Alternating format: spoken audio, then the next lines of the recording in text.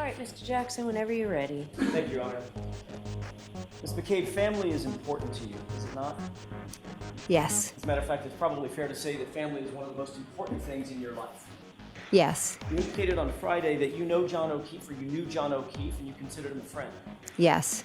You also indicated that you know Miss Reed, and at some point you considered her a friend. Yes. Clearly, John O'Keefe was not family, was he? No. He was not a McCabe, correct? No. He was not an Albert. No. Karen Reed is not family, correct? Correct. She's not a McCabe. No. She's not an Albert. No. Miss McCabe, you said something to Miss Reed, did you not? As you walked out. Did you say specifically, "You're coming with me," to Karen? No. You didn't say that. Not exactly those words. What exactly were the words that you used? I said, why don't you come with me? And you even waited outside in what was ultimately freezing cold temperatures for Miss Reed, correct? Yes. If you could take a look, Your Honor, with the court's permission, do you know who that person is? I don't know. That's you, isn't it? I can't tell from that picture if that's me. Okay, let's maybe play it a little bit further forward. Now, with the flag out of the way, do you recognize anybody in the foreground down at the bottom right? That looks to be John. Mr. O'Keefe? Yes. You see someone to his right. I do, yes. And who is that person? I cannot make it out in the photo. Okay, let's go ahead and play it forward. And pause. You see the person with the sort of white shoes just above the car. Yes. Does that appear to be you? I can't make that out that it's me, but I know I was there, and I know I spoke with them. Okay, so you do recall walking outside and sort of waiting and hovering in about that area, correct? I was talking with them. Okay. Does it appear that you're talking with them in No. this frame? That looks like they've walked away. Right. As a matter of fact, it looked like they walked away without talking to you outside, correct? Well, do you have video of moments before that when I was standing talking to them? Well, see, this is the point where I get to ask the questions and you get to answer. So I'm Okay. asking you, do you see yourself standing in the parking lot after John and the person to his right had walked away? Yes. Okay. Let's play it for just a few more seconds.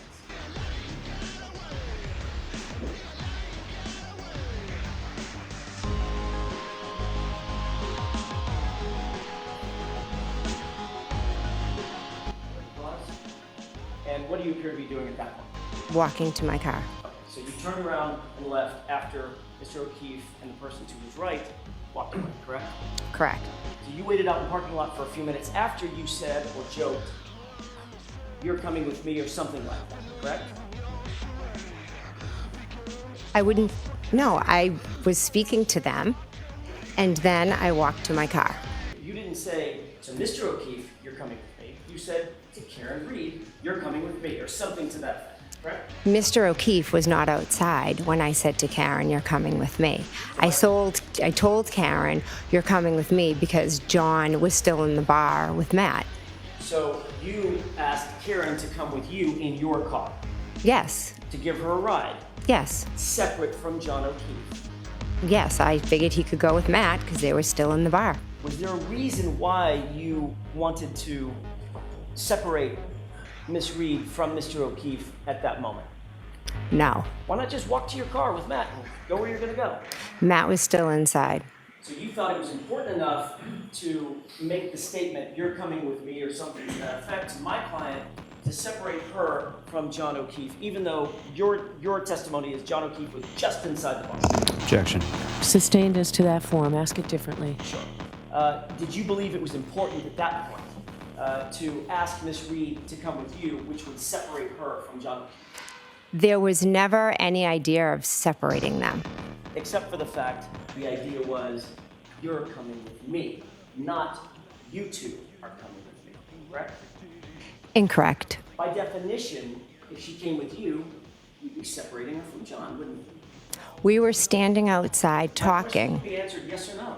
By definition, your statement to her, "You come with me," would separate her from John. Would not, because we were all going back to Fairview Road. But not at the same time, ma'am. Correct? Your idea is to bring Karen with you, separate and apart from John. We were waiting for John to come out, and I said, "Why don't you just come with me?" It was innocent. I'm not asking for your explanation. You'll get to that with Mr. Lowell. I'm asking for a yes or no question, or yes or no answer. By definition, your invitation would separate Karen from John, would it not? Objection. Right over. Sustained. Move on. Would it or would it not separate John and Karen for the ride over? Objection. Sustained. Now, when you arrived at Fairview, some folks were already there, correct? Yes. Who was already there? Brian Higgins, Brian Albert, Nicole Albert, Caitlin Albert, Julie Nagel, Sarah Levinson, and Brian Albert Jr. I want to ask a question about Mr. Higgins. You testified on Friday that you saw his vehicle when you got to the scene, correct? Yes. And you said that it was pulled up a little bit in front of the mailbox, correct? Yes. You indicated that that Jeep was just a little bit in front of the mailbox, meaning about there, correct? Yes. And the rear end of that Jeep would be butting up against the driveway. Yes. Quite a bit of detail about where that Jeep was. Would you agree? No, because I drove down the street and I took a left into the driveway and there was a Jeep there. Okay. What I'm asking is, you didn't just say, your memory was not just somewhere in front of the house. It's literally right in front of the mailbox, the front end of it, adjoining the line of the driveway, correct? Yes. That detail obviously stuck out in your mind. It did, because I was wondering whose Jeep it was. Did you discuss that detail with your husband at any point? Not sure. I mean, between then and now, have you and Mr. McCabe ever discussed where that Jeep was, or your memories of where that Jeep was? Possibly. You're aware that he put the Jeep in the exact same place that you did. Objection. Are you aware of that? I am. Oh, wait, no. Excuse me. Repeat the question? You're aware that he puts the Jeep in the exact same spot you just put the Jeep, right in front of that mailbox, correct? I know he knows where the Jeep was. I'm not aware what he said in here. Does he know where the Jeep was because you told him what to say about the Jeep? Absolutely not. It's because we drove together in the car, and I asked. I possibly could have asked. One at a time, please, I'm sorry. I didn't mean to step on your words. I thought you... That's okay. You can continue. Thank you. Appreciate that. I don't think we got your answer, though. Okay. Yeah, I think Madam Court Reporter was asking for your answer. Can you repeat your answer? To the question of did he know where the Jeep was? Whether or not you told him where the Jeep was. I did not need to tell Matt where the Jeep was. He knew because we were in the car together. But you two discussed it. You were also interviewed by Trooper Proctor on January 29th, 2022, correct? Yes. And you were asked a series of open-ended questions. What did you see and where did you see it, correct? Yes. Have we put any words in your mouth? No. They told you what to say at that time. No. And you told Trooper Proctor that when you arrived at the scene, after you got there, you, quote, first observed the vehicle, meaning Miss Reed's SUV, parked on the street by the driveway facing the direction of Chapman. Correct? Do you have something I can look at to refresh my memory? Sure. Does that refresh your recollection? Yes, I know I told. All I'm asking you, I'm so sorry to do this. I don't mean to be rude. I'm just asking you, does that or does that not refresh your recollection? Regarding? What you said to Trooper Proctor on the 29th. Well, I know what I said to Proctor Trooper on the 29th. Okay. I have to do it this way. It's court rules. Does that help you with your recollection of what you told Trooper Proctor? I didn't tell I told Trooper Proctor the car was outside when I looked at the front door, it was straight outside. Okay. I can't quite get the answer I'm looking for. The court is going to require me to ask this question again. Does that refresh your recollection, yes or no, as to what you told Trooper Proctor? Yes. I did not say this to Trooper Proctor, no. It doesn't help. No. Okay. May I approach? Yes. So you did speak to Trooper Proctor on the 29th, correct? Correct. All right. And Trooper Proctor asked you some very specific questions about where things were, correct? Correct. Focused on Miss Reed's SUV, didn't he? Asked you questions about where Miss Reed's SUV If you was. can show me in the report. Just read it. So just off of what I just read, is that what you're going off of? Yes? I'm asking for your memory. You're testifying. Yes, so my memory is exactly where the car was. Hold on. So it's very important that both of you, one person at a time, speaks. Okay. Madam Court Reporter has to do what you're both saying, and she can't do it simultaneously. So the best way to do that is, Ms. McCabe, just let counsel ask the question Okay. and then you answer. And if it takes a lot more time than we expect it to take, it does. Okay, so just go ahead, Mr. Jackson. Thank you, Your Honor. I'll slow it down. Did you talk to Trooper Proctor about where the SUV was? Yes. Thank you. And he asked you questions about where it was situated outside, correct? Yes. And you told him that you first observed it parked on the street by the driveway facing the direction of Chapman, correct? I told him that when I looked out the front door, the car was straight ahead. And yes, it was facing up Chapman. That you left out a little part by the driveway, correct? That could have been his interpretation or an error on his part. I see. So Trooper Proctor is wrong about what you said. Objection. No, I'll let him have it. Do you think he's wrong about what you said? I 100% said it was straight out the front door. Okay, next question, please. Thank you, Your Honor. And during the course of that conversation, you never once, Ms. McCabe, not once, mentioned a several-ton Jeep with a snowplow attached to it, did you? I'm not sure if I did or not. Let's take another look at the report. Would that refresh your recollection to see the report? Objection. Do you think that will help you? I'll take a look at it. Okay. May I? Yes. Direct your attention once again to paragraph 3. You've had an opportunity to review. I have, yeah. You were asked what you saw, what you observed in front of 34 Fairview on that morning, correct? I'm sorry, the night before, correct? He asked specific questions about Miss Reed's vehicle. Okay. And when you said where you remember Miss Reed's vehicle being, you placed it in the exact spot where you're now saying there was a Jeep with a snowplow on it, correct? Incorrect. I never placed Miss Reed's car in the spot where Mr. Higgins' vehicle was. So as Trooper Proctor was taking notes about what you were saying, he just got it wrong. You'd have to ask Trooper Proctor. I will. And you never mentioned, according to that report, not one word about a Jeep, right? I may never have been asked about a Jeep. So if you weren't asked about a Jeep, what he asked you was, what did you observe in front of the house? Ma'am, that's what he asked you, wasn't it? No, And you said, I observed her car by the mailbox. no. And you never mentioned the Jeep, did you? You are not portraying what the conversation was. Did you or did you not mention a Jeep sitting on that, right by that driveway to Trooper Proctor? Yes or no? It's not in the report. I don't recall if he asked me about a Jeep. Following the events of January 28th, 29th, you spoke extensively to Chris and Julie Albert, correct?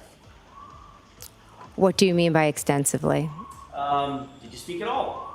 Yes, we did. Between then and now, to Chris and Julie Albert. Do I speak to Chris and Julie Albert Have you spoken to them about these events between then and now? about this case? Is that what you're asking? Yes, Ms. McCabe, I'm asking about this case. Of course, I speak to them all the time about the vicious harassment we are all receiving. That wasn't my question. My question was, did you talk to them about this case, Ms. McCabe? Yes. I realize you want to give additional answers and editorialize. I'm asking you very specific questions. Objection. So, objection as to the form. We've talked about this at sidebar, Mr. Jackson. You've talked to them about the details of that night, correct? The 28th going into the morning of the 29th. Yes. You've spoken to them about your memory of what happened at the house at 34 Fairview that night, correct? Yes. You've spoken to them about who was at the bar, not just what happened, but who was there, correct? Correct. You talked to them about the timing of the night, correct? I don't think specifically, no. When people came to the bar, when they left, when people got to Fairview, when they left Fairview, things of that nature. Well, they were at the bar, so they know who was there and when they left. I didn't ask if you know what they know. I'm asking if you've ever spoken to them about these issues. Yes or no? I can't be sure if we've spoken about the timeline. And you've talked to them about when they got there and when they left. I have no idea when they arrived at the waterfall. Once again, Ms. McCabe, that's not what my question was. Do you understand my question? Have you spoken to them about their memory of that night and when they came and left?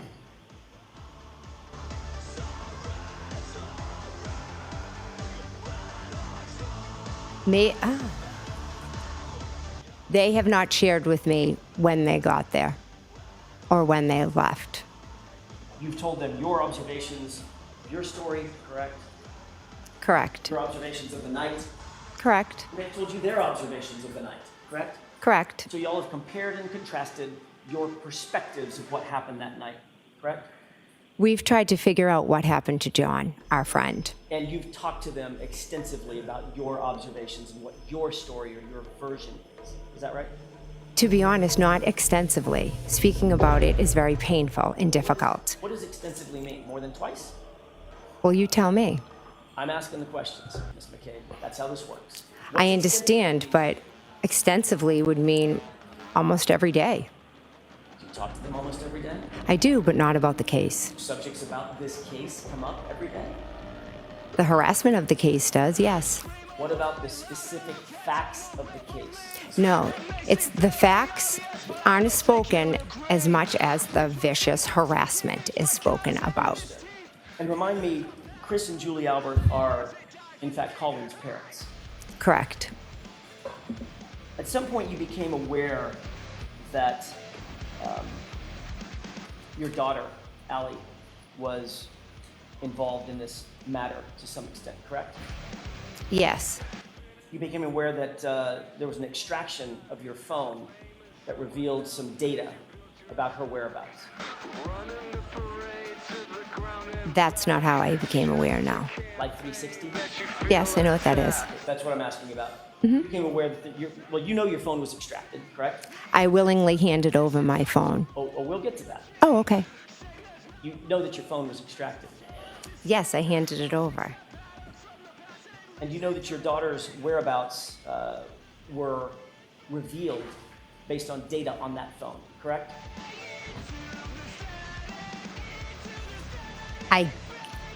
That is not how I became aware of my daughter's whereabouts.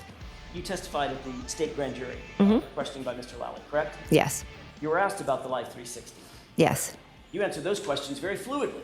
Yes. Yes, I know what Life 360 is. I use it all the time. It's an app, etc. Absolutely. Okay, let's go over that for a second. You admitted that it works as a, quote, GPS as far as where people go and everywhere that you go, correct? Correct. You indicated that it works as a reliable, quote unquote, tracking device, is your testimony. Correct. You indicated that you rely on it, quote, so you know where your kids are at all times. Is that right?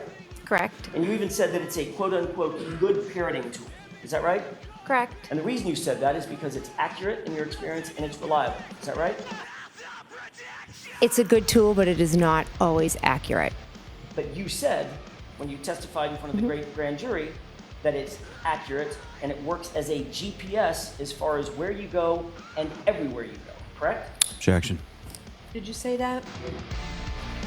Can I see it? Sure. Does that refresh your recollection? It does, yes.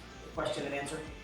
Well, I just don't see the word accurate on there. I don't know if I missed it. Ms. McCabe, does that refresh your recollection as to the question and answer about whether you said it works as sort of a GPS as far as where you go and everywhere that you go?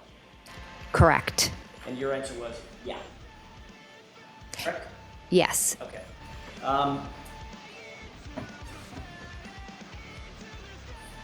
So where did Allie go after she supposedly dropped off Colin Albert? She went nowhere. Did you check her Life 360 app to verify that she went, quote, nowhere? At that point, I had no reason to check her. So the answer is no, you didn't. No. Okay. Did you ever verify through the Life 360 app that in fact Allie did not go home, but rather was out driving until after 1:30 a.m.? You ever check the app and see that? Did I ever check Life 360 app for that? Yep. No. Okay. But you believed her when she said she came home. Yes. And just like you believed her when she said she picked up Colin, dropped him off, and then came home. Yes. Okay. The Alberts had a dog, pardon me, correct? Yes. What was the dog's name? Chloe. You indicated that on the morning of January 29th, after 6 a.m., it was still relatively dark out, you burst into the bedroom of Brian and Nicole Albert's home, correct? Yes. You did that specifically to wake up, according to you, Brian Albert and Nicole Albert, correct? Yes. Where was Chloe? I don't know. So you'll agree that, at least from their perspective, you walked through their door and you said you burst into the door into a dark room where they were sleeping, correct? Yes. Mr. Albert said that you were somewhat hysterical. Do you agree with that? Yes. You were loud, right? I was trying to wake them up. You were somewhat chaotic. Yes. And you don't remember a 70-pound German Shepherd having any reaction. No. Matter of fact, you don't remember the dog being there at all, correct? Correct. You never saw that dog, correct?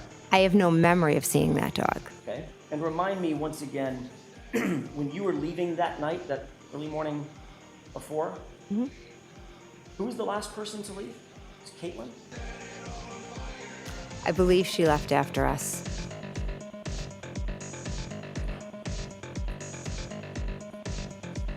You indicated that at some point you looked outside and you saw Karen Reed's SUV in front of the house. Safe to say, correct? Correct. You looked outside and you also indicated that you saw Ryan Nagel's vehicle outside. Saw lights. Okay. Lights belonging to the vehicle, right? Yes, I knew there was another vehicle outside. And where was that in relation to Miss Reed's vehicle? It was behind it. I didn't pay much attention to it. Okay. And where was the Jeep in relation to Ryan Nagel's vehicle and Karen Reed's SUV? I remember seeing Karen Reed's SUV straight, and then I saw the lights of Ryan Nagel. I did not pay attention to where it was. I was just looking at Miss Reed's vehicle. Was Ryan Nagel's vehicle and those lights that you remember, were they in front of the Jeep or behind the Jeep? I am not certain. Haven't you testified previously that you remember the Jeep being between Ryan Nagel's vehicle and the SUV?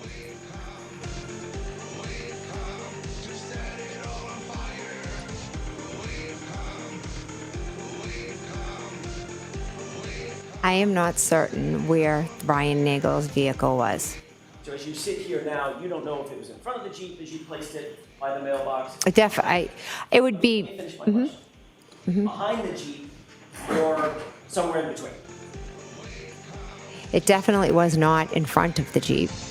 Definitely was not in front of the Jeep. No. So it was definitely behind the Jeep. Behind or to the side, I'm not sure.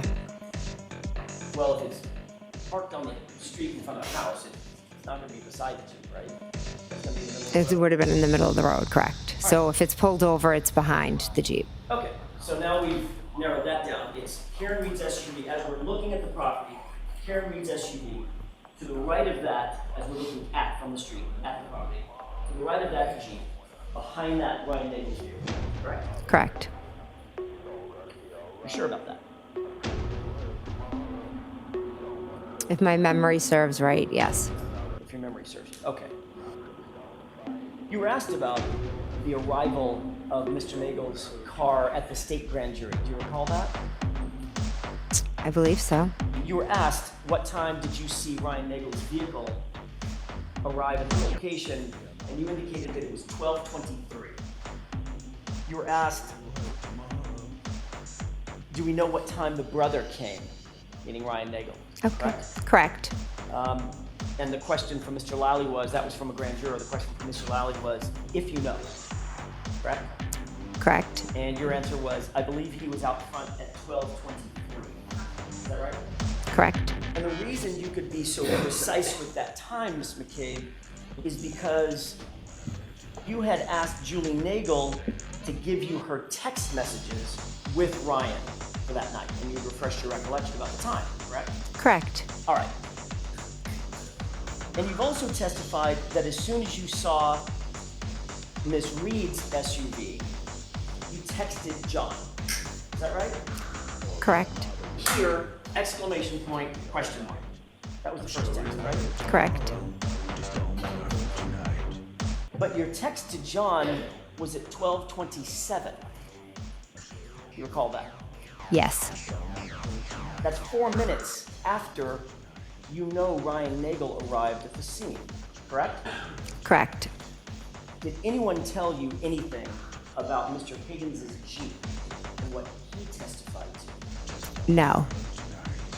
Were you ever asked by anybody to mention a Jeep being behind Ms. Reed's SUV in this trial?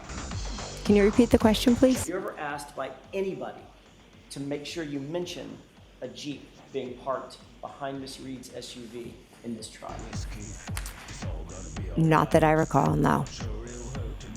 After you arrived and you noticed this SUV outside, you started paying somewhat close attention to it, did you not? I went to the front door and looked out the window at the vehicle, yes. As a matter of fact, you texted as soon as you saw the vehicle, that 12:27 here, correct? Correct. And then a few minutes later, at 12:31, you texted, pull behind me to John. Is that right? Correct. And then at 12:40, you texted hello, correct?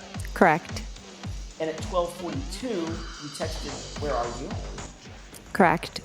And at 12:45, you texted hello, correct? Correct. So that's 5 text messages, and each time you texted him, you were walking to the door and looking out at the vehicle as you're texting, correct? I know for the first 2 I was.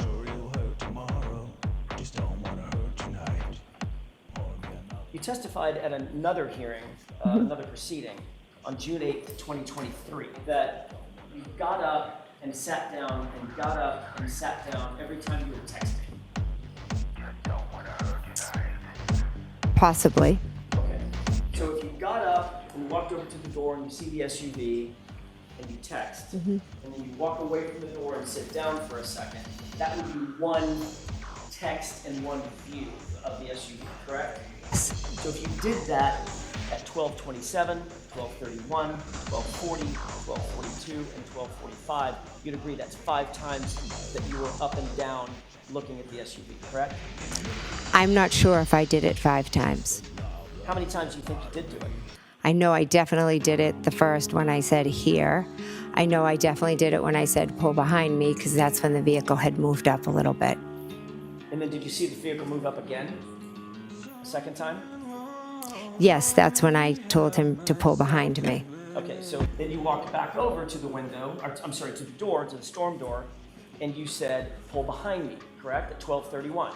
Correct. All right, at that point, you saw that it had moved up a little bit, is that right? Yes. Okay, So if you saw it move up a second time, which you just said you did, then that would be a third time that you had to have seen it and texted, correct? Why would that be third time? Because it only moved once so far. You saw it move twice. So the first time I saw it, it was here, and I said here, and then the next time I texted, I said pull behind me. So that was one time, two times. Keep going. You said you saw it pull up again a second time. You said you saw it move twice. From one place to the flagpole to further up. Right, so that's 3 times that you're up to the door. Okay. Is that yes? I'm telling you, my memory is twice to the door. Mr. McCabe, it's not a trick question. You just testified that you saw the car move twice. By definition, that has to be you looked at it 3 times. Stationary, move once, move twice. Maybe I used the wrong wording. Maybe.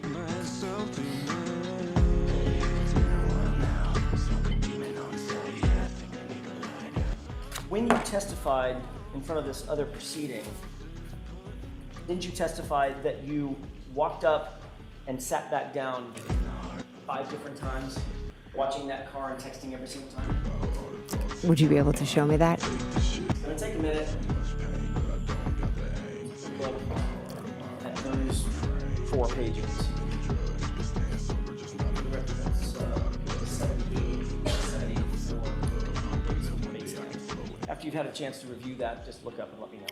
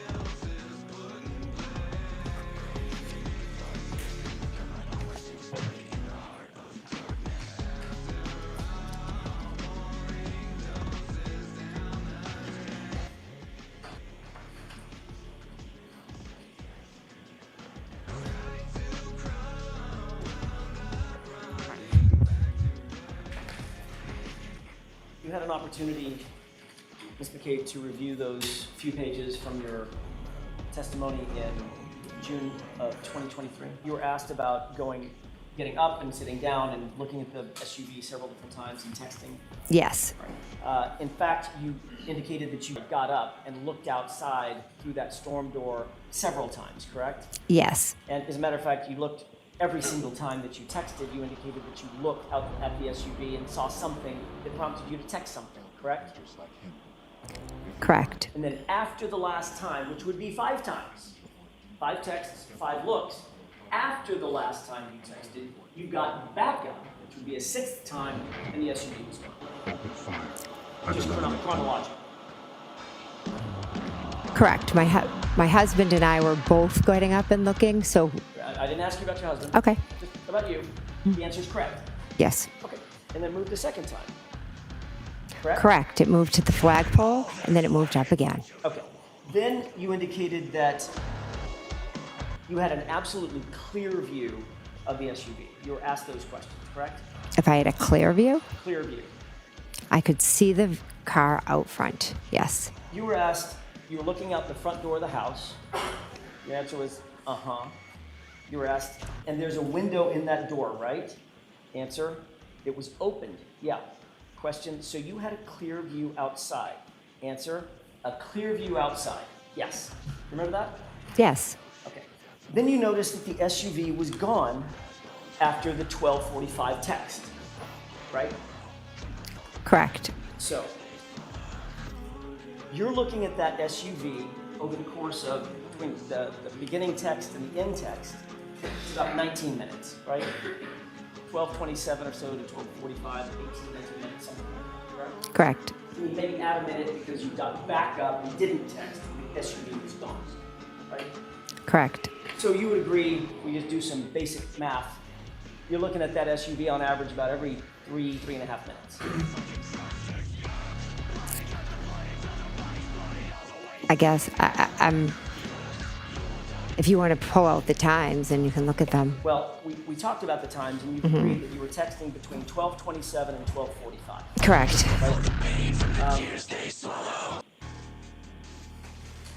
At no time did you hear any noise or sound outside that was unusual? Caught your No. attention? You didn't hear any squealing of tires or squealing of brakes? No. You didn't hear any screaming or yelling? No. You didn't hear any loud voices or foul language or doors slam? No. You didn't hear any verbal argument or the revving of an engine, anything like that? No. Matter of fact, you didn't hear any collision or crash, did you? No. Matter of fact, the entire time that you looked out at that vehicle with that clear and that good view, you didn't see anything out of the ordinary, did you? No. Angels were envious, nothing you did could justify deserving this. And you would agree with me, as you looked at the SUV, you're looking over the lawn to the SUV out of the street, correct? Correct. There was no obstruction between you and the SUV. You've already testified to that, is that right? Correct. And you could see everything in your field of view. Correct. And then you saw the SUV gone, driven away after 12:45. Correct. So I have a question, Ms. McCabe. Where is the body? I have no idea. I'm assuming the body was on the front lawn. The problem with that is you were looking at the front lawn, weren't you? I was looking at the vehicle and where it had moved. Do you know what field of view is? Would you like to explain it? You had a clear and good view across that lawn to the SUV, didn't you? When it was straight out, I did, yes. You had a clear and good view of that SUV the entire time until it left, didn't you? I could see the black SUV, correct. Nothing was obstructing your vision. I wasn't looking at the ground. I didn't ask you about the ground yet. We'll get to the ground. Nothing was obstructing your vision, was it? No. So you had a clear and good, your words, not mine, a clear and good view of the SUV Yes. and everything in front of it. I never said everything in front of it. I saw the SUV. It's black. It has lights on. And as it moved, I could see it with its lights. And you had a clear view of everything between you and the SUV. All the things closer to you and the SUV. I wouldn't say that.